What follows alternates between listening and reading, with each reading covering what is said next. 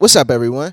This is Tatum. I'm back with another episode of Fuck This Review, where today I'm continuing my Stevie Wonder journey today. This is my third. Yeah, this is my third Stevie review. If those that's new to my channel, I'm doing. I've been getting into Stevie Wonder lately. Just trying to explore my music palette, expand it. So I'm listening to all the Stevie Wonder classic moment albums. So his 5 albums, that's the classics in a row. I guess they call it his like genius period or something like that. So today I'm gonna be reviewing Stevie Wonder, Innervisions. Like I said on the Talking Book review, for this to be for Stevie to have this many albums so deep into his catalog, and then he just hit his, I guess, genius level at this moment at his, like, this is his 16th album. Like, you can't name some of your favorite artists' 16th album that's great. It was released in 1973, came out in the summer, August 3rd. I didn't know this till after I listened to the album, but he was involved in like a crazy car crash like 3 days after the album was released. Was in a coma. It was like really, really bad. I can imagine all the speculation and things around that time with that, but it's crazy because this album to me sounds very awakening kind of thing, like a newer, like it's very, it has that a tone to it that I don't know. It's just different from the other two that albums I reviewed from Stevie Wonder. It gets a little, I wouldn't say it's dark, but I don't know. It's just right in your face to me. I'm not gonna take too much of your time. I'm gonna go through the records, talk about some of the highlights I thought, some of the lows I thought, which was, it's rare. I don't even know if there's any lows on here, but let's get into it. The first song on the album is Too High, and when that record comes on, I probably listen to that record more than anything on this album, just because it's the beginning, it's the opener, and I love everything about that record. I love the effect he put on his voice. I love the way he's singing. It's just so creative. The production.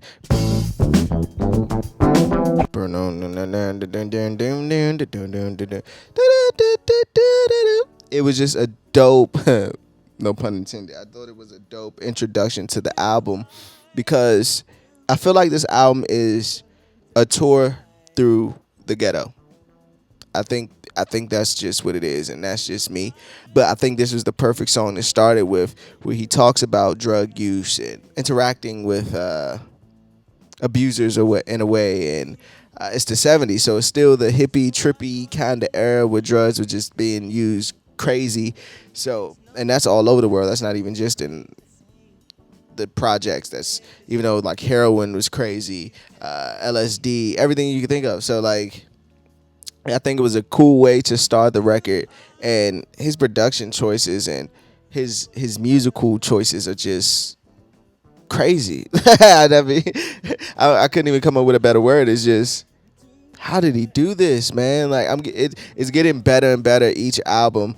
I'm blown away by everything I hear. Visions is one of my favorite records on here. Probably my favorite record on here. The whole vibe, the way it comes on, it just takes you to a place that it just takes you. It pretty much doesn't even take you to a place. It just takes you.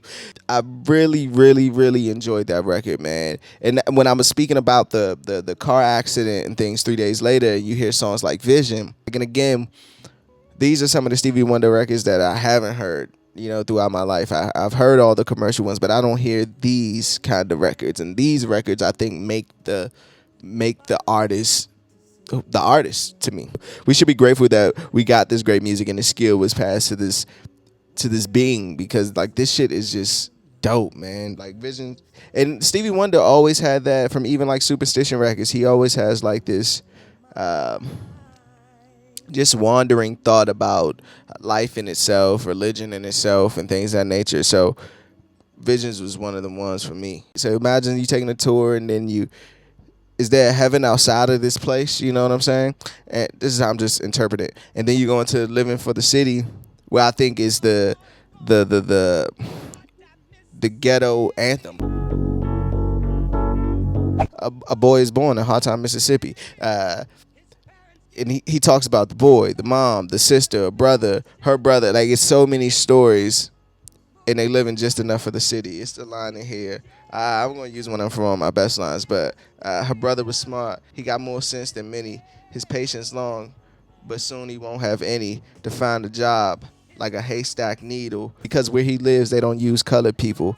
Living just enough for the shit. Like, come on, man. Like, dun dun dun dun dun dun dun dun dun.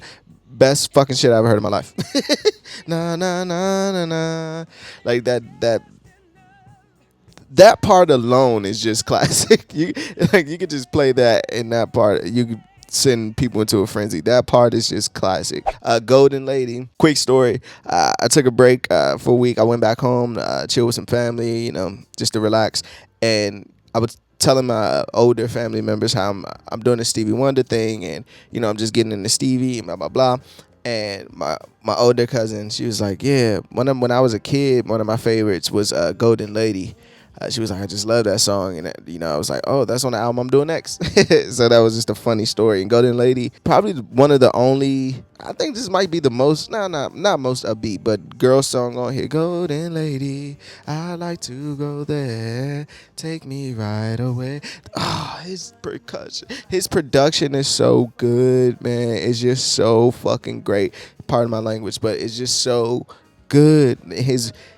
The way he's finding these pockets, the singing and the thing. It's only one Stevie, man. That goes into Higher Ground, which again, I touch back to the car accident and things of that nature, just the things that he was touching on, very like Tupac-ish in a way, premonition kind of way. And even that's like, do I have to be in, I need to find that higher ground, you know what I mean? Like, whether it be heaven on earth, whether it be whatever you want to call it, The hook itself, I'm so darn glad he let me try again, because last time on earth I lived a whole world of sin. So I'm glad that I know more than I knew then, going to keep trying to reach that higher ground. Like the afterlife, coming back to life, or even, in his case, going in a coma and coming out of that. And it's crazy because these songs, they just hit more. If he got into an accident 3 days after the album's release, he didn't even get to perform this stuff. By the time he comes back and ready to perform, he's performing these songs. So imagine how Higher Ground, is perceived then, and how it affects people then. To be truthfully honest, this is the low. I'm kind of Higher Ground out. I've been hearing that song too much my whole life. I'm like, I don't need to hear it anymore. Jesus, Children of America. You talk about the afterlife, and then you go more into the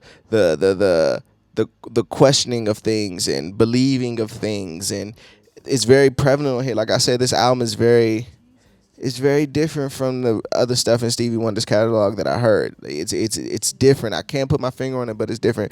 Let me know in the comments. We can talk about it. What you think about this album, or the tones of this album. Let's talk about the tones. And that record is just funky. Are you healing pain? Do you hear the snares on there? Do you hear the percussions on there? Do you hear the melodic journey that he's taking you on with this shit? Like, what did people think in the 70s when they heard this? They're like, what the hey, yo, this is little Stevie. All in Love is Fair.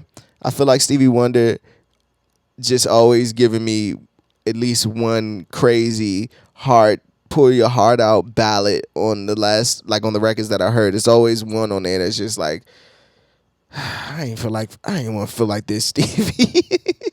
Got me thinking of old thoughts and shit. Great record. Great record. These are the type of records that grab you emotionally, that tug at your heartstrings, that make you reflect, make you think about things you've done, you know what I mean, and love. So that record is just, and it was at the perfect time. It was the perfect sequencing for that record to come in. Don't You Worry About a Thing. Great record. It's not one of my favorite Stevie Wonder songs, maybe again because I heard it so many times, and out of all the records on this record, this is the one that's more happy. It's a very different switch from everything else that's on this record to me. Like, he even starts out like he just sounds happy. Listen back to it in the sequence of this album. I don't know if it fits. That's just me. Let me know in the comments what you think. He's Mr. Know-It-All, which I read it was like a shot at, was it Nixon, I believe?